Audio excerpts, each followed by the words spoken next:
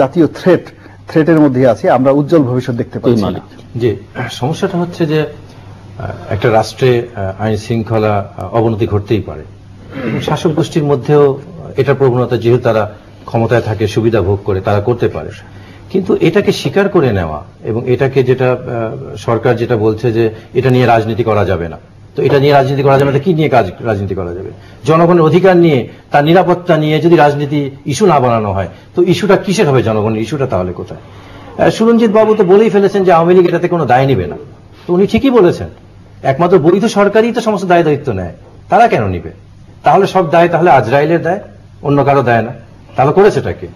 এই যে আমরা সরকার যেটা করছে, যে কপালে বসা মাছিকে তারা কুড়াল দিয়ে মারতে চাচ্ছে, এটা তাদের জন্য ভয়ঙ্কর হবে।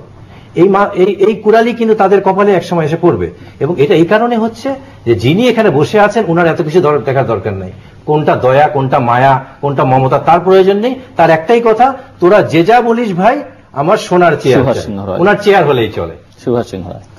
না, আমি শেষ কথা যেটা, সেটা হচ্ছে আমি এখনো বিশ্বাস করি সেই কেতাবি কথার মতন যে দ্য কিওর ফর ডেমোক্রেসি